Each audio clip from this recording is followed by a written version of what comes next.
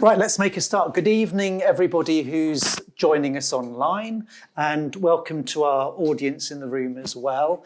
I'm really delighted to be able to introduce Jason Warr from the University of Nottingham, who's written a fantastic piece for the British Journal of Criminology that rightly won. I have nothing to do with the decision, but excellent article, which we're going to be discussing in part today, as well as covering some broader questions around criminology and public policy. The format of this evening is fairly simple. We're going to start with Jason and me just sort of having a bit of a chat about a few things.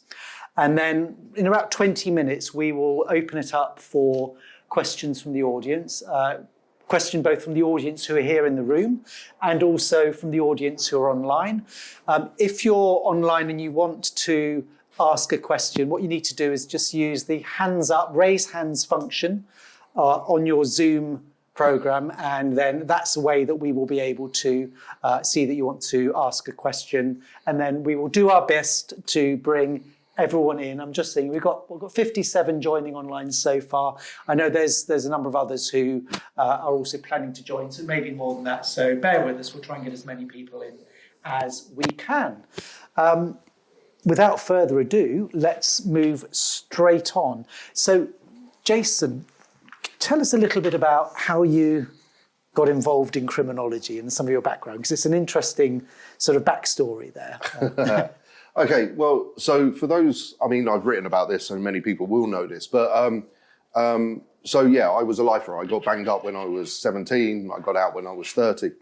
But prior to being released, I'd started to, in the last couple of years of that kind of life sentence, I'd started doing education. Basically got bullied into this by a teacher called Alan Smith. I'll name him and shame him, who taught at Wellingborough Prison and also wrote a regular piece in The Guardian on philosophy, teaching the philosophy in prison. And he essentially just bullied me into education. So I'd started kind of taking kind of formal education process of that. I'd spent my time inside escaping into books more generally. So, I used to read quite prolifically. And then I'd started with the Open University. Prison Education Trust had got some funding through them in order to start a kind of degree through the Open University. And then about 2 years into that Open University degree, I kind of was doing philosophy.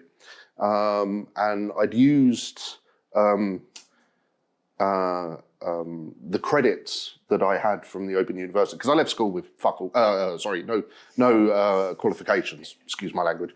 We're not the BBC. Yeah. Okay, you know what I mean. But so I'd left school with no qualifications, pretty much, and then I'd used the OU credits in order to apply to universities through UCAS.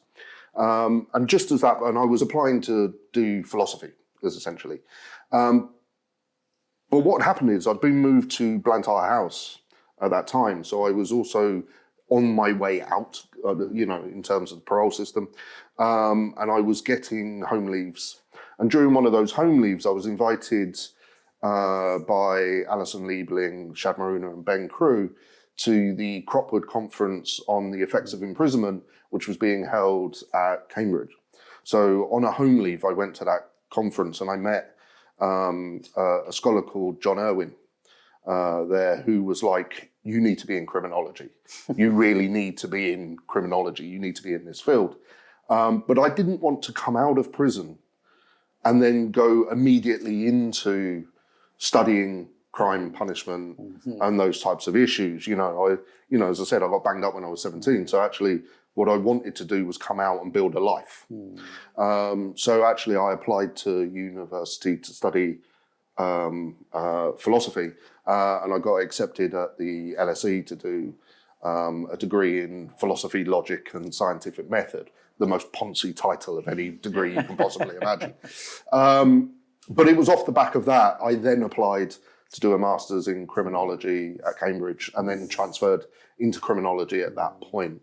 And then did my doctorate with which took 10 years. So if anyone else is a PhD student, trust me, you can, it doesn't matter how long it takes, just get over the line at the end. And that was it. So, but really my interests in terms of coming into criminology were really about studying and looking at the way that expert discourses that exist within the criminal justice system shape what goes on in the criminal justice system. So that was my doctoral research that's interested in that. So that's how I kind of ended up in this kind of field. And it's a really it's a really kind of amazing story in many ways, not least of all, from where you started to where you now are. And I think one of my questions is, given the state of prisons now, whether if there's a Jason Warr in prison now, would they have the same opportunities? I know you must have worked incredibly hard to get where you got, but we only need to be told about the state of prison education and other things to wonder that. But I want to come back to that question a bit later. But okay, so let's just hold that thought, because that's just really. But so just tell us. So you did your doctorate. You are now currently at Nottingham University. Yep. So what are your main areas of work? You've already touched on some of them, but what are your main areas of work now? So I'm interested. Criminology is one of those disciplines. Is it David Downs who called it a rendezvous subject? I think of it more as a bastard subject. We steal things from everywhere. So I'm a little bit of a magpie when it comes to my kind of criminological interests. Most of my writing has been around prisons. But I'm interested in both the cultural life of prison, but also the staff cultural life of prisons, and then how expert discourses kind of sort of sit over the top of those two realities. So some of the stuff that I've written has been around, the prisoner side of it. Obviously, my PhD is around forensic psychologists and the manner in which they experience not only what they do, but also how they experience the prison as an institution as well. I'm also interested in the manner in which so I'm interested in narrative kind of branches of criminology and how stories and how lives become storied, and the manner in which we can unpick and analyze the manner in which stories communicate very particular ideas about people, things, topics, subjects, etc., etc. And I'm kind of interested in not just the mechanics of that, but the kind of the sociological kind of impacts of those things. So I kind of sit across those areas and And on the kind of the narrative side, because there's been a big move to crunching big quantitative data sets, and narrative work, qualitative work is kind of in some ways seen as a bit of almost like a Cinderella discipline these days. But one of the rich things about your article is precisely that you can bring out those experiences, which actually, the best data set in the world and most sophisticated statistical analysis doesn't really give you.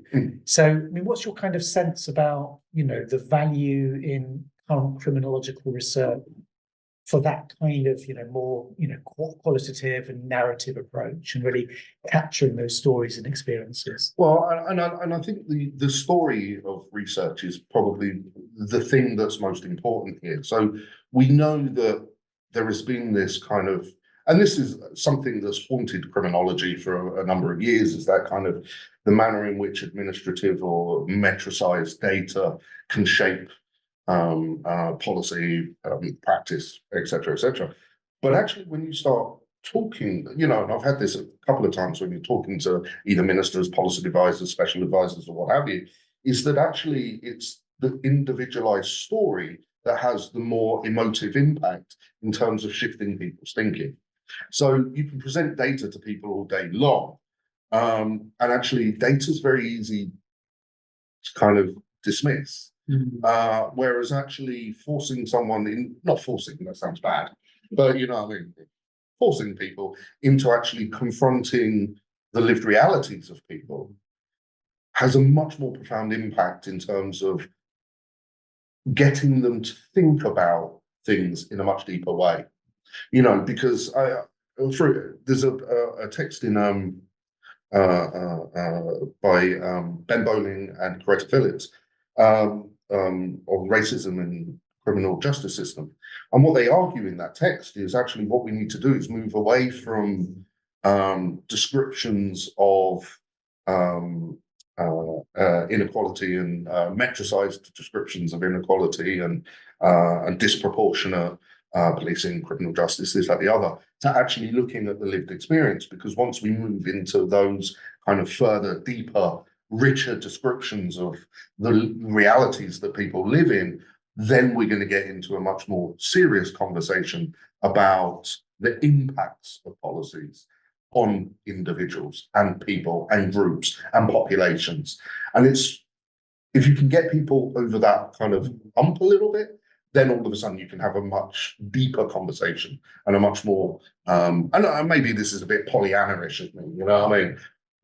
You know what I mean? I'm on the one hand very cynical, on the one hand very not cynical. So, but I do think that it's actually the moment you can get someone's words into someone else's imagination, that then has a greater chance of shifting their thinking.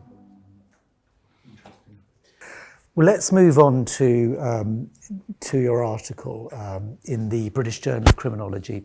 So for anyone who hasn't read it, it's available currently free to download on the British Journal of Criminology website, and you can also find it via our website. And, you know, just to put it in context, you know, anybody who works in academia knows to even get an article published in the British Journal of Criminology is not easy. You know, there are most articles that get submitted for publication to the British Journal of Criminology do not get accepted, and it's always a big thing to get an article in the British Journal of Criminology.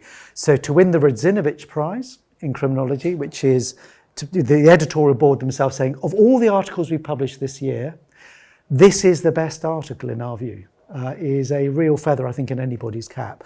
And actually, if you read the article, I play no part in the decision about it, but you read the article and you can see why, because it's got, I was saying to colleagues earlier, one of the beauties of Jason's article is if you're in an elevator and someone says, what's this article about? A lot of academic articles, you try and summarize it in a 10 to 15 second elevator journey. Good luck. Jason's article, I think you can summarise it very well, but there's a lot of complexity behind it. And indeed, the title of this event, "You Can't Be a Black Man," you can't be a black man in prison, is taken explicitly from one of the interviewees that Jason interviewed for this article. And just quoting a little bit just from one of the pages. "The prison, despite its overrepresentation of especially young black men, may be considered a white space in which blackness is itself an intrusion, one that attracts negative judgments that have implications for black prisoners, not just in terms of security of risk, but also in regard to the thorny concept of rehabilitation." So, Jason, tell us a little bit about the article, what you found, and its significance. Okay, thank you. Well, and thank you. That was you made me blush. Do you know what I mean? But I think so. One of the things is, that, as I noted earlier, this article is actually a dyad. It's a part two from an original article that I wrote on, which was Always Got to Be Two Mans, which was around the narrative labour that lifers are forced into. So what you have is, as a lifer, you are constructed in terms of these ideas of risk. So your identity becomes enmeshed with these concepts of risk that are predicated upon the conviction that you have. Now, what that does is it forces people into a situation where they're trying to then mitigate that idea of risk that exists about them on file. So what they're having to do is kind of manage the way that they are perceived in the official discourses that are written against them, about them. And all lifers, all people who are on parole sentences or indeterminately sentenced prisoners are having to struggle through that kind of reality. Now what you've got, and this is why I say this is a thorny concept of rehabilitation, is that idea of rehabilitation that we tend to have in the community is not the same way that the idea of rehabilitation is utilised in the criminal justice system. You know, we're not thinking about some return to some former habilitation. You know, that's not the way that the concept of rehabilitation exists. Increasingly, what we're finding is that the idea of rehabilitation is the idea of how risks are mitigated. So, you are constructed in terms of risks this way, but have you done this rehabilitative thing that will reduce your risk here, that will reduce your risk here, that will reduce your risk here? Now, that's all lifers, all indeterminately sentenced prisoners. The problem that we find for black prisoners specifically is that there are a kind of a wide range of kind of racialized and specifically colonial and racialized concepts that, even though long rejected, kind of remain operating in quite a hidden and insidious way that shape those concepts of risk as it relates to black prisoners. So what we often find is, Paul Gilroy writing in the 1980s called the myths of black criminality. There is this idea, and this comes out of kind of British colonial history, these ideas that the black criminal is somehow, well, as I say in the article, what we find is that, young black men who are criminalized tend to be seen through these racialized lenses where they are seen as less rational, they are seen as hypersexualized, they are seen as aggressive, loud, violent, unruly, etc., etc. And what you find is that those same ideas exist in the way that young black men are, that their ideas of risk are constructed. So I'll give you an example. There was one of the gentlemen that I spoke to in the article, I've called him Biggs. He relayed a story about how he was playing dominoes with a fellow prisoner in a high security prison at the time. And what happened was, and they were kind of both of Jamaican descent. They are playing dominoes, it's loud, it's aggressive, it's this, that, the other, and they're playing, key domino, blah, blah. But what it has is they both got written up as being aggressive and violent because a white officer, seeing their cultural performances and their performances of blackness, was then reinterpreted through this quite negative lens. So actually what you got is that they were, and he was like, no, this is just normal. He's my friend, but the way that me and my friend is being interpreted is through this racialized lens. And that occurs even when people are not, they've rejected the idea of those racist histories, but the thinking still persists. Martin Glynn notes this about the way that the black offender is then constructed. So you've got the black criminality, but also the black offender are constructed in these ways. So what you've got is for the black lifers, not only are they, been convicted of a serious crime so that they've got a life sentence, which multiplies their risk. They've also then got these negative ideations of blackness that then increase how their blackness is interpreted in the prison. So what they're trying to do, and what they have to do in order to be perceived as rehabilitated, is lessen how that idea of blackness and risk exists in the minds of others. Because that's the thing, our reputations don't belong to us. They exist in the minds of others. And for lifers, not only do they exist in the minds of authoritative others, but that exists on file. So what they're trying to do is navigate how that idea exists in the minds of some, but it exists on the file over decades often. And they're trying to change the way that exists. And the article, in the journal, it's called "Whitening Black Men," which I think is a really good way of describing it. And I mean, one of my favourite, favourite in a bad way in a sense, one of my favourite examples is this character you interviewed called Nifty, who, first of all, he says he was on a wing where there were 15 men from his home estate, who'd all gone to school together, and they were all in that same wing. 12 of these young men were serving indeterminate sentences after being convicted for murder under joint enterprise. 3 of these men were co-defendants of his, and 2 were related to him, one of whom was sharing a cell. He explains how his ongoing relationship with these young men was held against him in terms of his risk level. He contrasted this with a white prisoner from Manchester in the same focus group who was in a similar situation, but for whom this maintenance of relationships was something that had been praised and taken as evidence of lowered risk. Yeah. So again, one of the things I really like about this article is on the one hand, these are really mundane examples. The chap who was told to stop speaking like a roadman. So they're really mundane. Stop wearing baggy clothing. Yeah, they're really mundane examples, but they speak volumes about, the way that very big assumptions are made based on really mundane things, playing dominoes, being in a cell, speaking like a roadman. Yeah, I mean, one of the examples that I use in the article was so one of the lads was telling me that he had been in a prison in the north of England, which was vastly white. He said on his wing, he was one of 3 young black men that were on that wing. And because they were 3 young black men, all from London, different areas of London, but all from London, in an area where, up north, where there was a very, very kind of different kind of, well, he said it was the most racist kind of environment and most overtly racist environment that he'd ever been in. So the 3 of them were used to hang around together on the wing because it was, you look like me, I look like you, we're both from London, or all 3 of us are from London, we're safe together, right? And that's it. But that was then written up as maintaining gang ties or becoming ganged up in the prison. And it's like normal behaviours that you would ordinarily expect all of a sudden become pathologized through this lens of blackness, you know what I mean? And that was some of those issues. And of course, what you've got to do is try and shed that. But what you're shedding too is some idea of often a white middle class construction of white working class rehabilitation.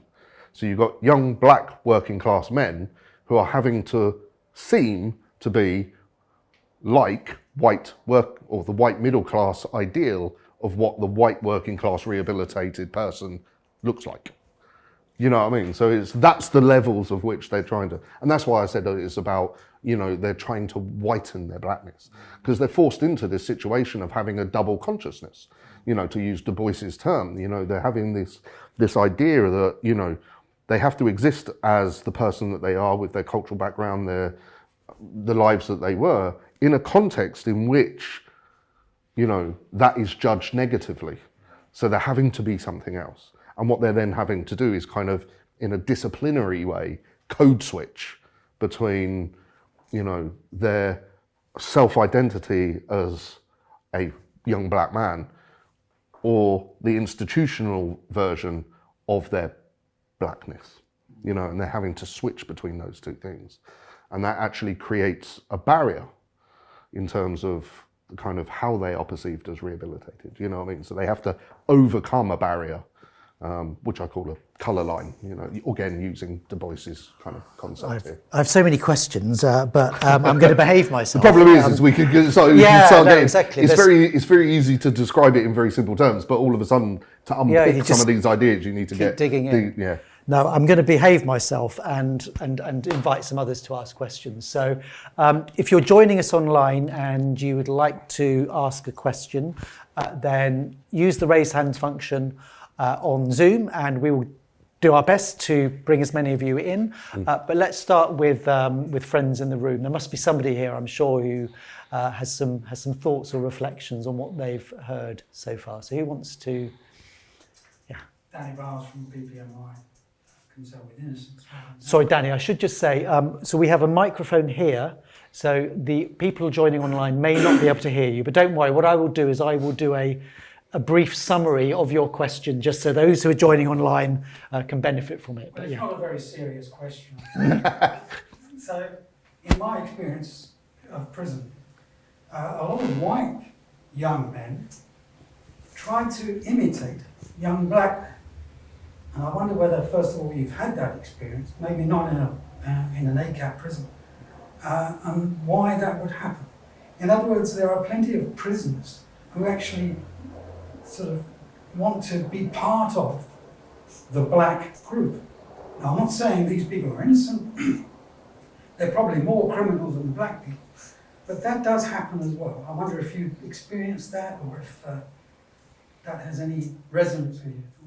So just before you answer, so for those who may or may not have been able to hear, the basic question was, does this go the other way? Are there kind of white prisoners who are seeking to ape certain coded, I suppose, black behaviours or black cultures? I mean, I think we could do a whole session on this.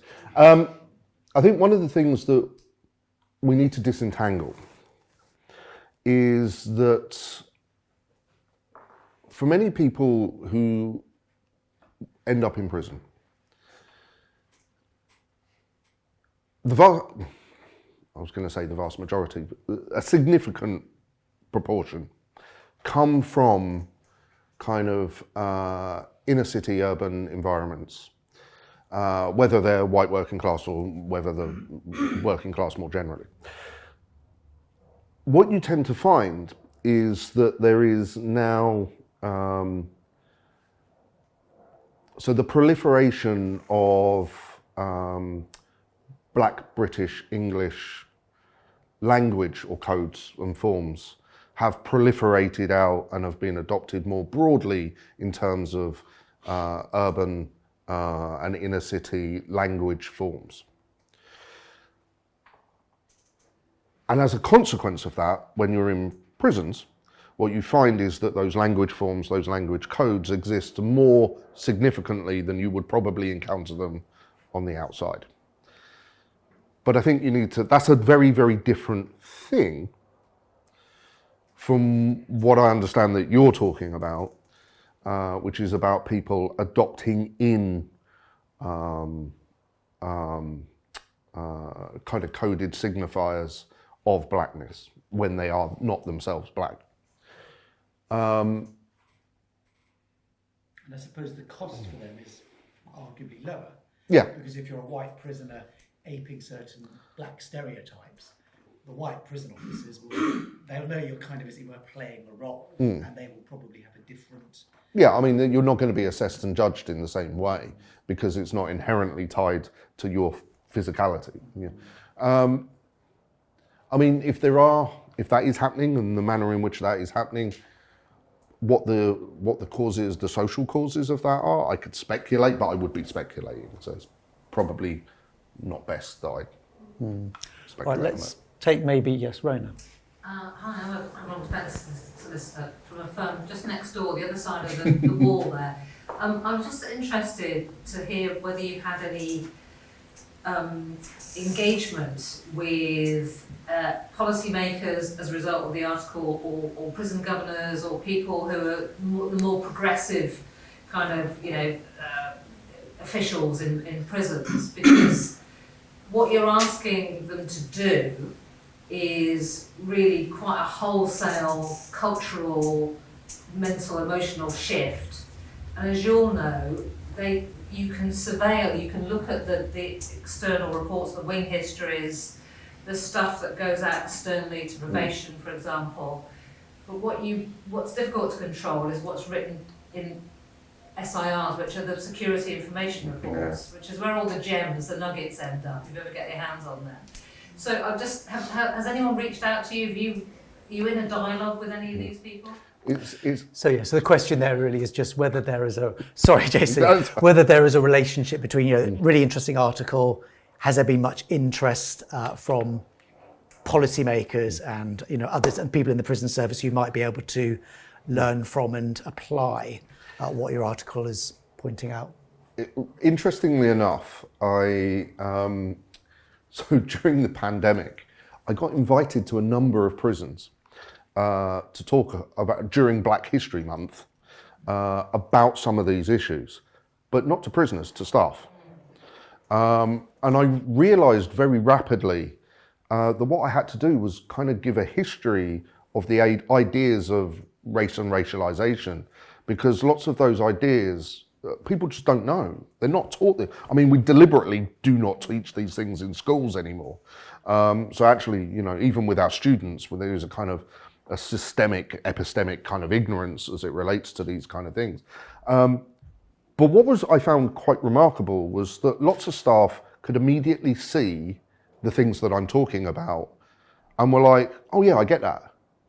But it was often now whether that results in change, I have no idea, because that might just be in the room where they're with me and I've got them nodding along as I'm talking to them. Do you know what I mean? But I've also done conversations with, so for Her Majesty's Inspectorate of Prisons, they had a thematic review where they were looking at the experiences not just of black prisoners but black prison staff, which came out a couple of years ago. And I'd given some presentations and given some talk to the team that were involved in that, and I was kind of on the oversight board of that as well.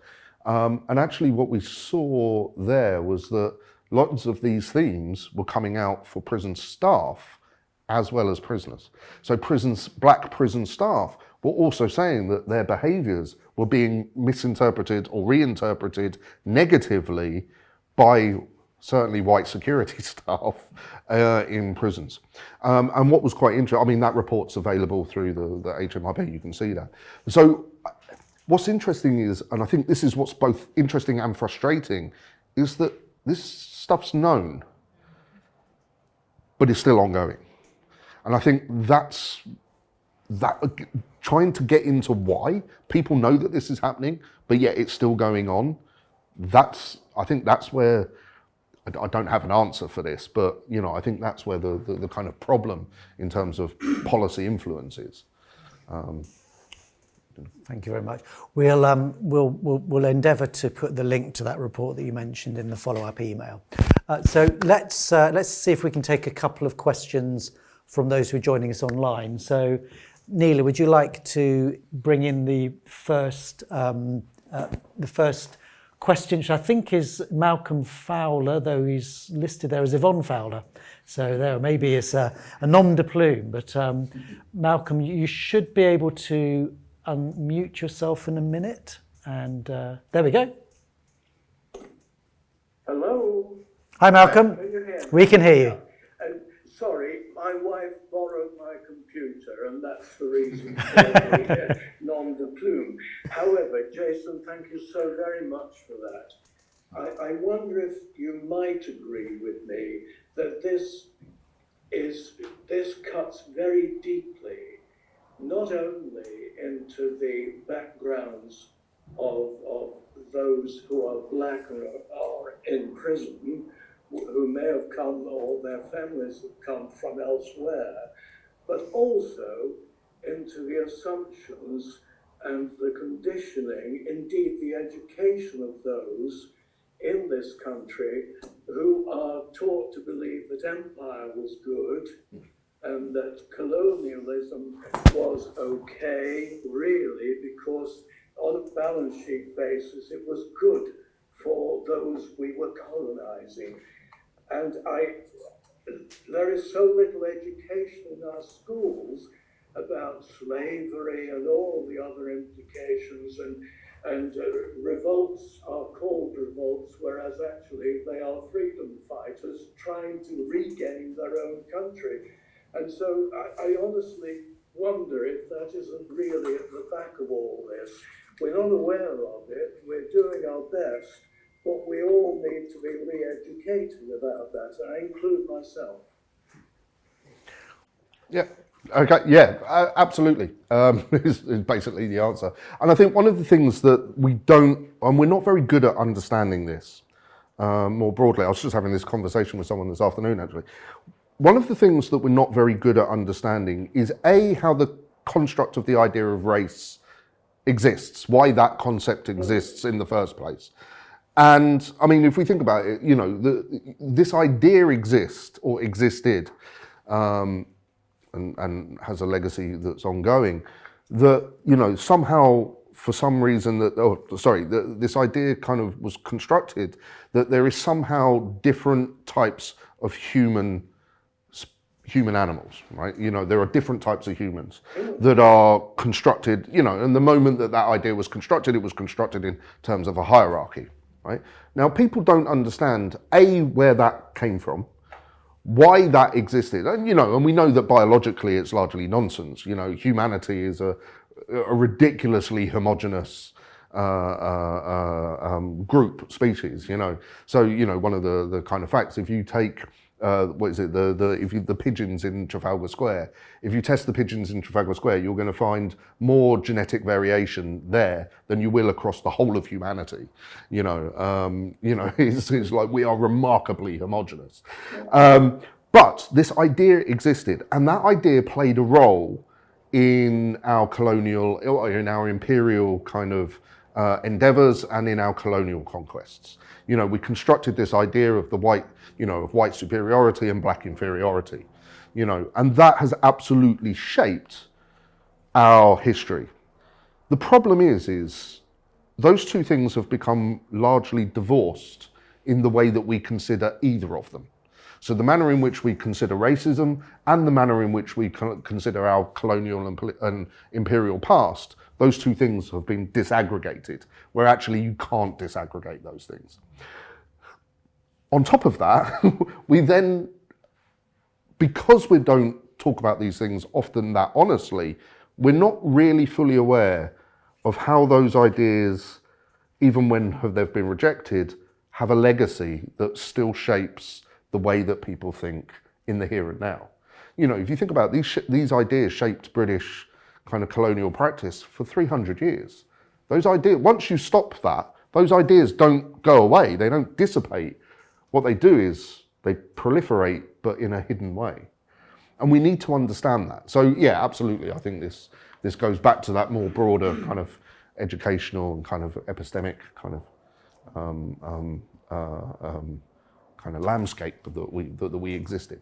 Let's take another question from those joining us online. Melissa, you should be able to unmute yourself in a second. And if you want to show your camera as well, then that would be lovely. But you may have reasons for wanting to stay with your camera off, which is, of course, we respect if that's the case. Yeah, thank you. So viewers in this chat are just about to become mentors in Black and ethnic minority prisons. Now, what you've obviously just said about being Northern as well, I'm white, I'm Northern, and I'm female going into Black male prisons. What's sort of like the one piece of advice that you would give us as mentors?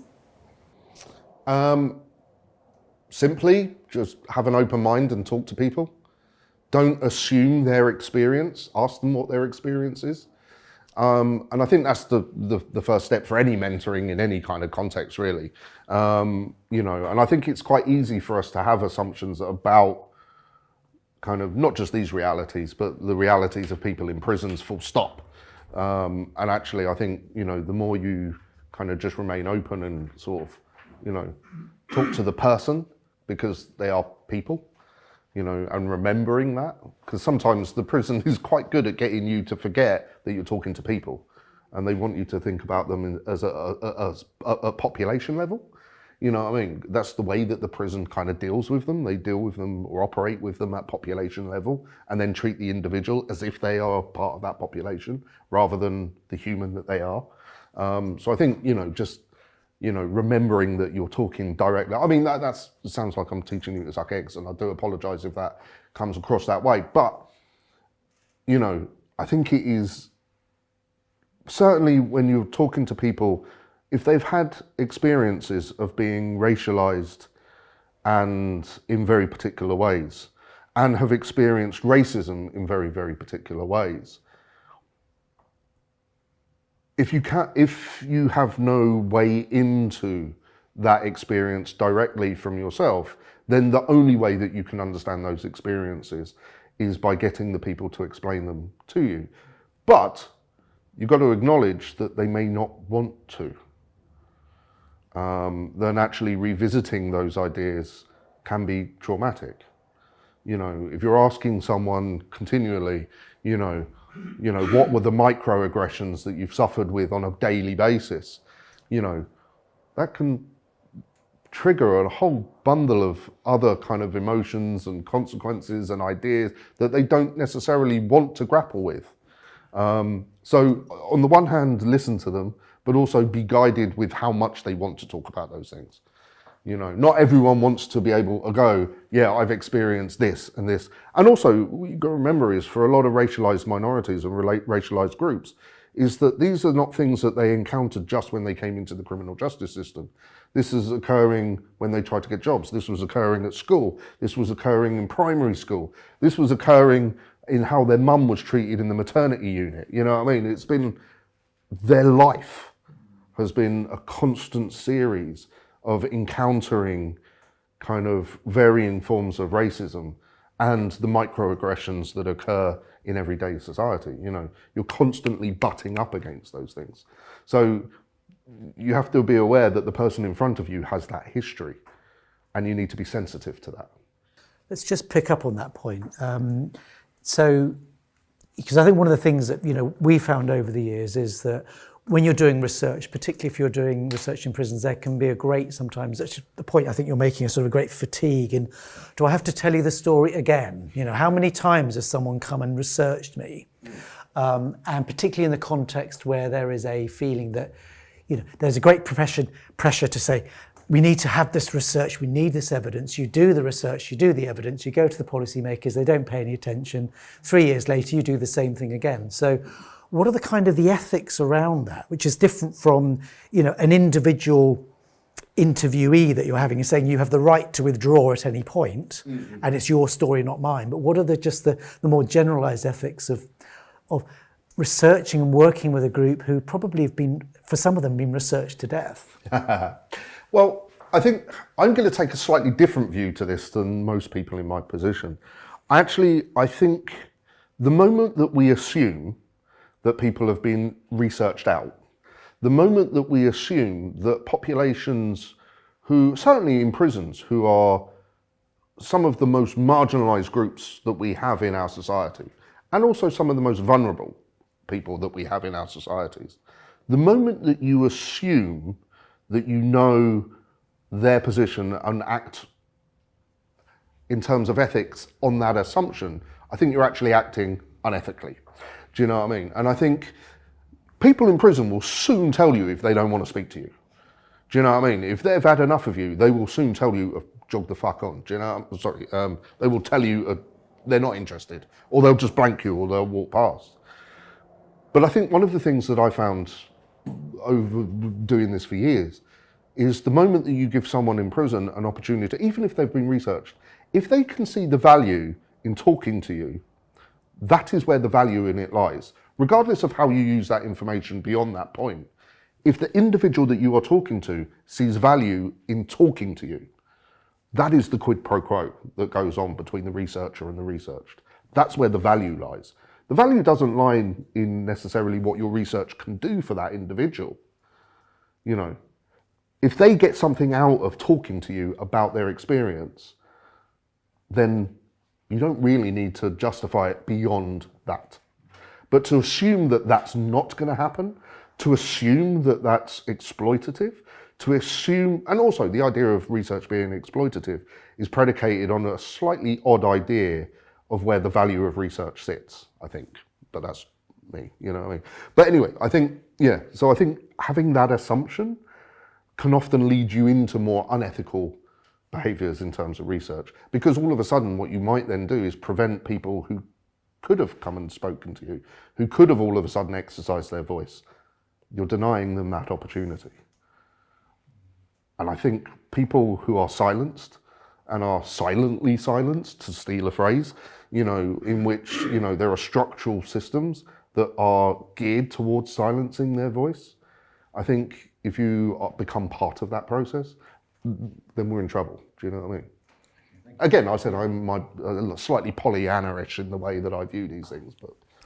And let's pick up, we'll come back to the audience again in a second. Let's just pick up on this point about education. So prisons are in a right old state right now. I mean, they've always been in a state, but they kind of feel like even more of a state than they've ever been. So you've had a really sort of interesting and unusual journey. I'm just wondering from your perspective now, if there are other Jason Warrs in the system now who maybe in 10, 15 years' time might be, you know, criminologists at the University of Nottingham or somewhere else. I mean, is it that much more difficult for a prisoner in that situation to navigate that journey than maybe, without in any way taking away, what you've done? In some ways, yes, and in some ways, no. I think in terms of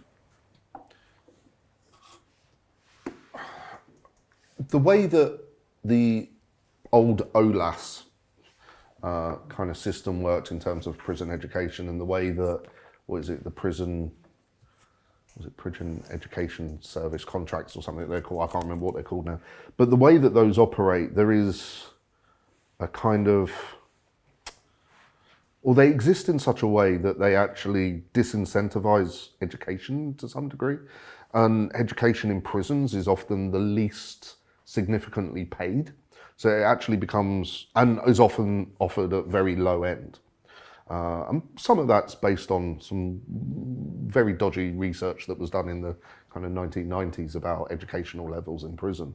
And it depends on which prison population you're talking about or which part of the prison system you're talking about. But again, they deal with it at kind of population level. So I think the way that education exists in prisons, it is much more difficult for people to go up the scales, from very basic education to GCSE level, from GCSE level to A level, from A level to access level, from access to higher education, and certainly for lifers, you had to be within 6 years of tariff in order to be able to qualify for student loans in order to be able to do the Open University. So where once upon a time you could do the Open University throughout your sentence, now it's kind of narrowed towards the end point, which I think is problematic because it doesn't have that kind of, kind of incentive anymore. If you're expected to do 15 years of not doing higher education before you can start to do higher education, what you're doing is not preparing people to do higher education. And in fact, what you're doing is kind of destroying that kind of pedagogic ability. So in some ways, I think the way that our education system in prison operates is significantly problematic for that. However, I do think that there is a slight silver lining in this, in that there is actually now much more information, much more knowledge, much more ability for people who are in prison, who are interested in going into higher education, achieving that goal. There's some very interesting work that's just been done around universities and their kind of policies about asking around criminal records and this, that, the other. As typical, every university has a completely different policy in terms of this. But increasingly, universities are willing, at the first instance, to accept people or accept applications from people with criminal records and significant criminal records. And there is now a recognition that, unless you're on a regulated kind of degree program, then there is no necessarily need for DBS checks, etc., etc. And Unlock have done some fantastic work in this regard. So I think there is now, whereas, I remember when I went to the LSE, they were I got rejected from the LSE and then accepted. So on the same day, I had a rejection letter and an acceptance letter with the same date on it that came in the post on the same day. And I was like, what the fuck? Well, which one is it? So I'm phoning them up, and of course it's no one's answering the phones because no one is. And essentially what happened is they'd rejected me, but because I'd written to the head of my department or the potential department and telling them who I was, how I was applying, he'd accepted me. So all of a sudden I had these kind of simultaneous kind of things. But when I got there, they were like, we want you to operate under a pseudonym. We don't want you to be you, we want you, and I was like, right, fine, yeah, I'll be Osama bin Laden, have that, you know what I mean? And they were like, no. But, but then they wouldn't let me in halls, they wouldn't let me in, there was all these kind of barriers that existed, because I was the first person, even though I wasn't the first person, as it turned out, but they thought I was the first person on life license to apply and get accepted there. I think universities are getting much better at that. Some still have very knee-jerk reactions, and some have had problematic experiences. But there are now people that have come out, and I know someone who's works in STEM. I'm not going to name the subject because it would name who they are. But they've come out from a life sentence and now work in STEM. I know someone else who comes out and is now a very well-regarded person in their field, which is in the humanities. And yeah, so what I mean, there are more of me that sounds really arrogant. That sounded really narcissistic. Do you know what I mean? Yeah. And I was going along with that, but then all of a sudden I was like, "Ooh, no, that don't feel right." But there are more people with my kind of history in academia, for instance, now, or that have come out, got a higher degree, and have gone on into industry than there has ever been before. You know, and you've got organisations that are helping people, you know, the Longford Trust, for instance, you know, who helps fund people coming out of prison into higher education.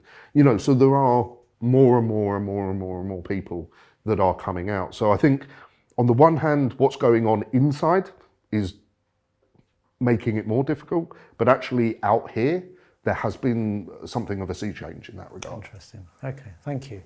I think we have time for a couple more questions, so we'll...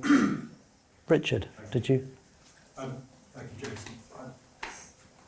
I wanted you to comment, I guess, on a concern, really, that the structural, systemic, institutional and individual nature of racism, its kind of persistence, tends to, and I'm thinking also in the academic context, I'm thinking of decolonisation agenda, the inclusive curriculum and the attainment gap,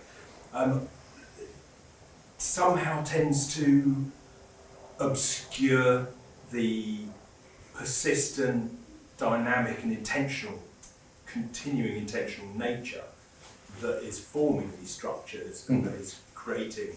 And so I guess I wanted to ask, is there a continuing colonial element to this, or in whose benefit do these systems operate, and why? Not a simple question, then, you know. I was about to say, I'm going to ask you to kind of to summarise what Richard was asking there. So yeah, oh God, that was such a multi-layered question. Rephrase it for me. Yeah, go on. But the intentionality is somehow lost in that. These things just happen or just are. Rather than recognising that there's a continuum right the way back to it. And it's continuing now in the interests of certain people, certain groups. Well, one of the things I really love about these events is we have people with big brains in the room who ask big brain questions, and I think that's a good example of one. The problem is I don't think I can answer that question without getting into a structure agency debate. You know what I mean? But it's, but I do think so. Joking aside, just to go into some of those ideas, I think yes, there is. I think we cannot divorce. And I think we are often very quick to divorce these ideas in criminal justice systems and in criminal justice scholarship is about the role that the criminal justice system plays in a late capitalist kind of political economy, right? You know, the prison system and class structures have a role to play in the way that our political economy operates, it works, the way that it constructs systems of surplus labour, the manner in which it constrains individuals into particular labouring kind of options or labour kind of positions. And I don't think that we can divorce how those racist colonial systems became enmeshed and embedded into that political economy of the UK. And Britain and other colonial contexts. I think we cannot divorce that. How that then operates agentially for individuals who are at the front line of the criminal justice system, I think is a much deeper and much more problematic issue. Because if you was to ask them, are they replicating these class structures, they would probably tell you no, that they don't think that they're doing that. But yet they are. If you ask them, are you operating, you know, are you perpetuating not just these class structures, but these racialized class structures, they would probably look at you and go, the fuck are you talking about? You know what I mean? And they would think, no. But that's the difference between the manner in which the individual operates agentially at the front line of an institution and the manner in which the institution constructs the ideas of its practice, and the manner in which the institution and the ideas of its practice exist in a broader structural system. You know what I mean? So what you've got, does that make sense? I think I've gone off on a random tandem, you know what I mean? But if the person who's operating at the front line is unaware of how the ideas of the institution that they exist are constructed, how the institution itself operates, and how that institution is part of a larger political economic reality, if they're not aware of each of those levels of kind of understanding, I think it's almost impossible to get them to acknowledge that what they're doing is operating as part of that wider system, because it is not the way that we are taught to think. More awareness of that carceral labour in America, because the whole abolitionist movement, I'll make this very quick, Richard, sorry, is based on this idea of this transition. Slavery is abolished, you've got surplus labour, you need to capture the labour. The 13th. Yeah, and you create a vast prison system which you staff with largely black men and black women. And so, you know, if you read lots of American theoreticians, academics, then carceral labour is really a pivot point for a lot of their interrogation of prisoners.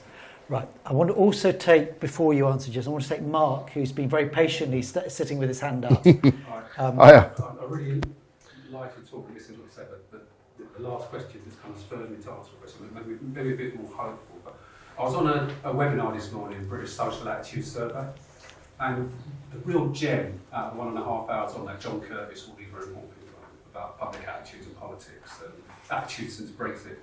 But the gem was on migration, is that actual public opinion on migration is actually, well, in terms of what they presented, what I took from it, seemed to be way more liberal than actually what was being projected to us from the politicians and the media.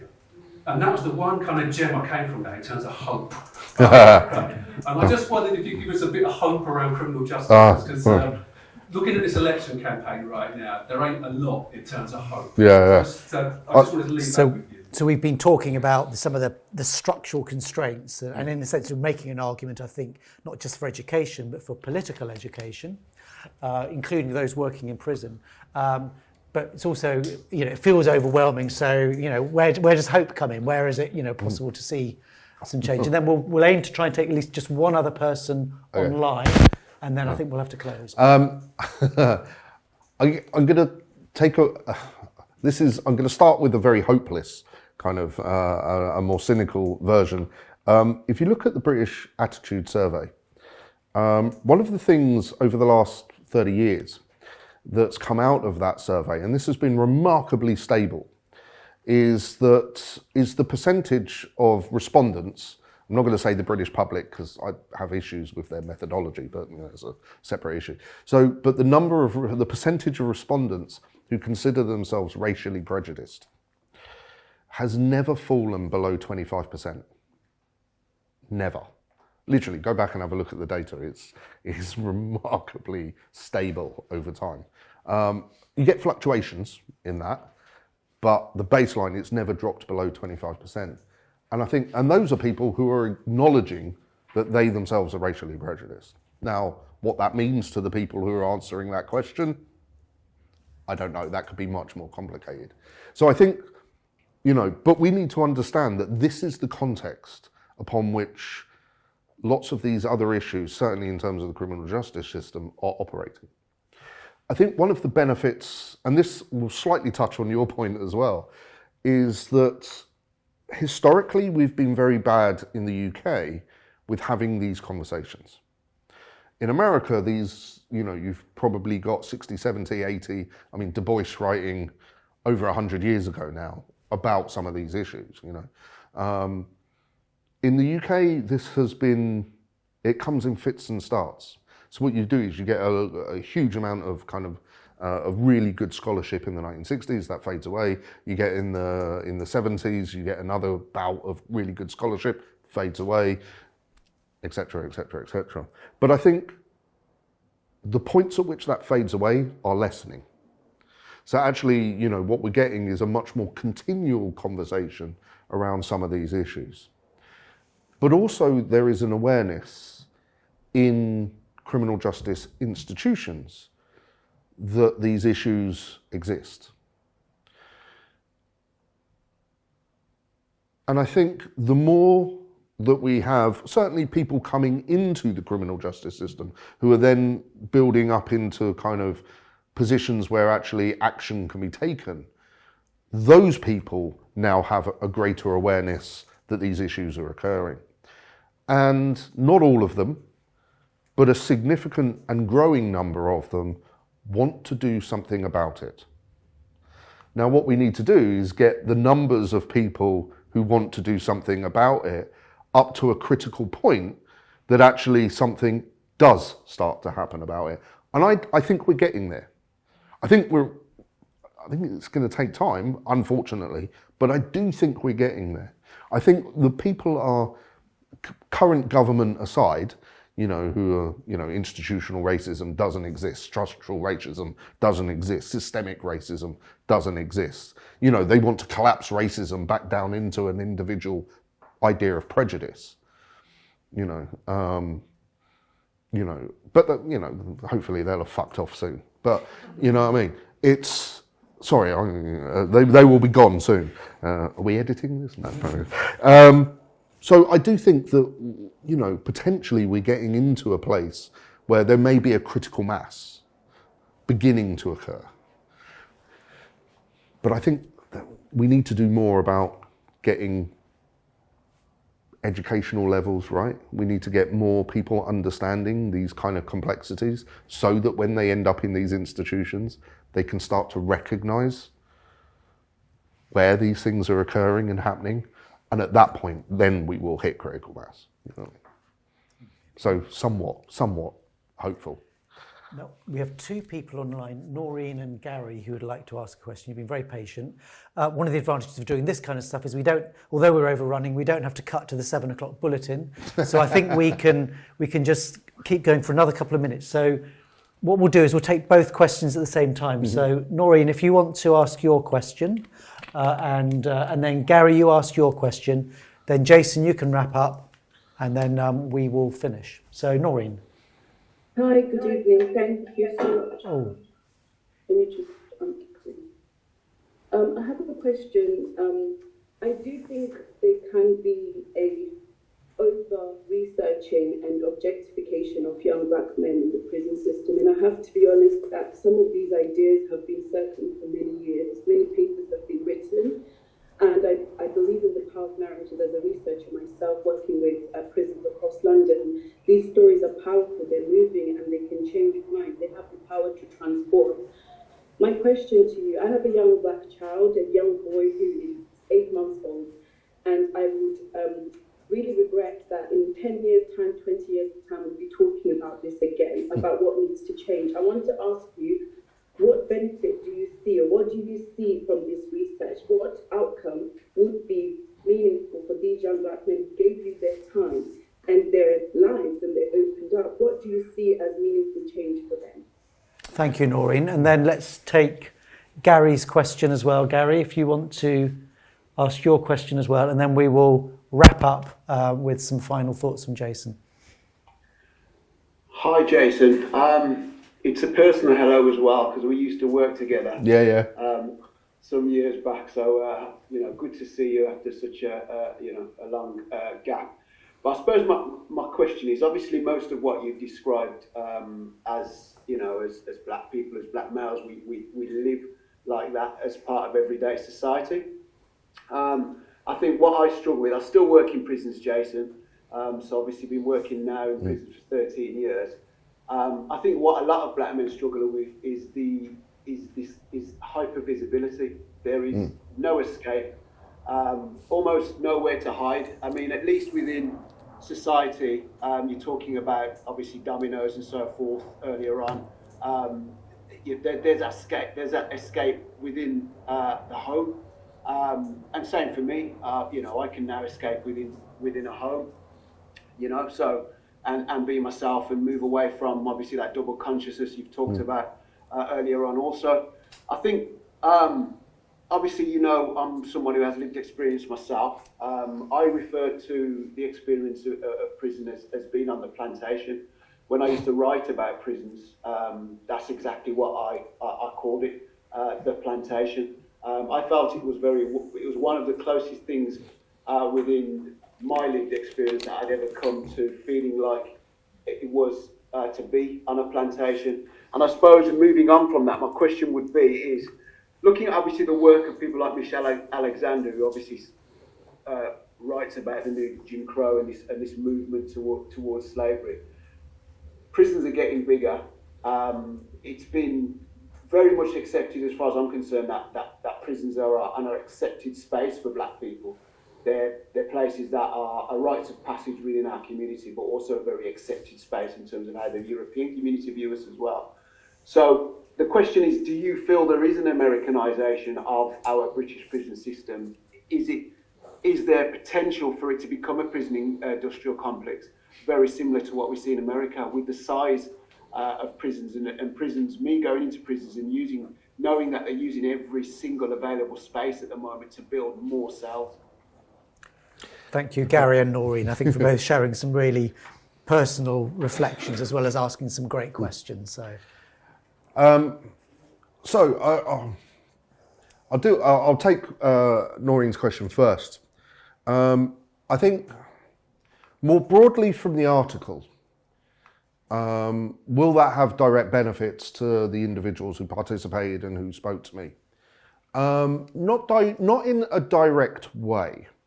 And partly there's a couple of reasons for that. One, the distance between those having that conversations with those and the point of publication was so distanced that actually, in terms of a direct impact, that becomes very difficult. And part of the reason for doing that and having that distance, as I set out in the paper, was for ethical reasons. I had to wait until some of those people had left the establishments that they were in, or in fact, in terms of some of them, until they'd gotten out, before I could, in any way, kind of, even as anonymized as they are, put their kind of stories into into paper. But what happened was that actually the research itself wasn't about the experiences of either lifers for the first paper or for the experiences of black lifers in the second paper. What it was about do people who have been sentenced to life sentences, what information are they given? How are they experiencing that kind of initial kind of, because what happens is they get like an information dump and then, you know, a couple of days after being given a 99-year sentence, you know what I mean? And they're like, they don't know. So that's what the research was about, was actually, we discovered in the prison that I was doing a particular piece of work in, the significant numbers, so 40% of the people in that prison were serving either indeterminate or life sentences. It was a particular establishment. And what it was discovered that many of those people had just not even got the briefing packs about life sentences, because the prison had thought that their original prison would have told them that, but the original prison was expecting this prison to do that. So what it is, no one was doing that. So that's what the research was about. But actually these conversations, because it very rapidly came about, how do you navigate a life sentence? And then not only how do you navigate a life sentence, but how do you navigate a life sentence as a black person, right, as a black man? And out of that, directly out of those focus groups, what happened was that we could shape staff, the way that staff was producing information in that establishment for those people. So it had a direct kind of impact that had nothing to do with the article. It had a direct impact because of the focus groups that we were doing. You know, but that's unusual. That was a peculiarity of that kind of product. And briefly, Gary's question about Americanization, you know, Yeah, I mean, one of the things, if you look at the Lamy report, page 3 of the Lamy report, he notes that we incarcerate young black men at a higher rate and a higher frequency per capita than America does. It's literally there on page 3, right? And I don't know if anyone's read Joy White's book, where she makes the point, and and I'm going to get his name horribly mangled here. Now that I've said I'm going to get his name horribly mangled, I can't remember his name. Oh shit! Ghettoisation and prisons. That guy. We'll put it. Wakon, yes, thank you. Yeah. Sorry, I couldn't remember his name all of a sudden. Is that how you pronounce it, Wakon? I've only ever seen it written down. You know what I mean? We won't tell him. Yeah. Sorry, it's one of those things when you only ever see a name written down, you never know how to pronounce it. But so both, he talks about in America that there is this the barrier between ghettoisation and imprisonization has become so porous that actually there is a relationship between the two things that exists in the American system due to a kind of whole range of complex issues. Joy White notes in her book that actually for young black men in Britain, prison now looms so overwhelmingly large in their cultural landscape that actually those kind of processes that are similar to those American structures are now becoming very, very kind of overwhelming and predominant in the lives of young black men. So I think in that regards, yes, to answer Gary's question, all right, mate. But also I think in terms of the manner in which we are turning prisons through logics of economies of scale, and this, that, the other, that we are turning prisons into kind of future-proofed warehouses where we can just change the kind of categorization of the prison by just changing some situational security measures. I think that the logic that sits behind that